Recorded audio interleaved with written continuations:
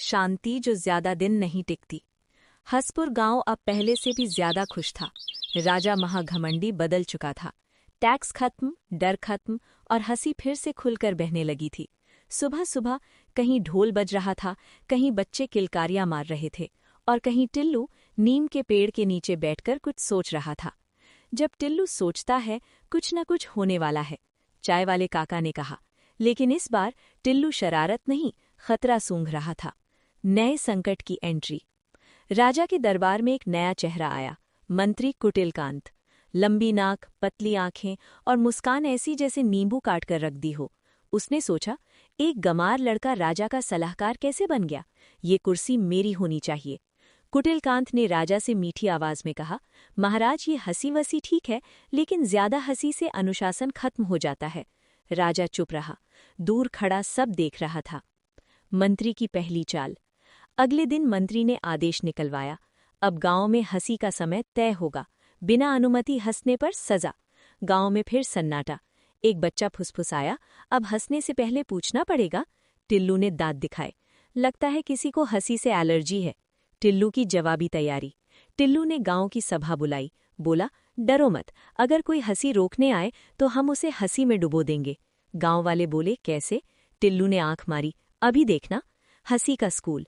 अगले दिन टिल्लू ने एक बोर्ड टांगा, हंसी पाठशाला, प्रवेश निशुल्क। मंत्री कुटिलकांत गुस्से में आया, ये क्या बकवास है? टिल्लू बोला, मंत्री जी, ये सरकारी योजना है, हंसो और स्वस्थ रहो। मंत्री बोला, मैं कभी नहीं हंसता। टिल्लू ने कहा, तो आप हमारे सबसे अच्छे विद्यार्थी हैं। मंत्री की हालत खराब।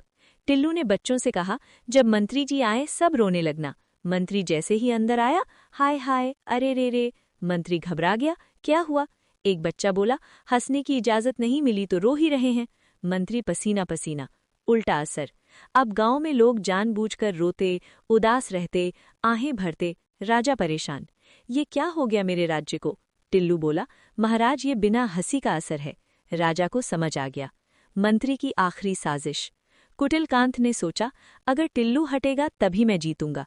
उसने ऐलान किया, टिल्लू को बुद्धि परीक्षा देनी होगी।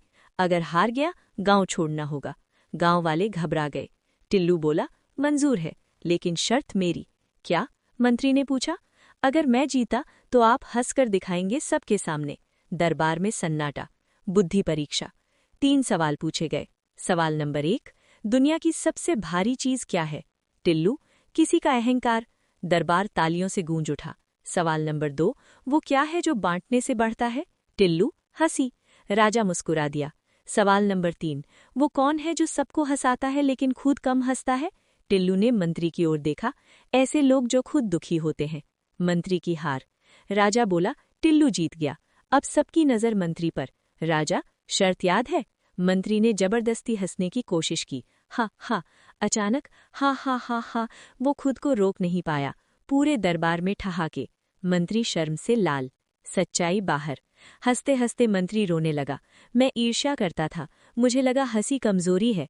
टिल्लू ने कंधे पर हाथ रखा, हंसी कमजोरी नहीं, सबसे बड़ी ताकत है।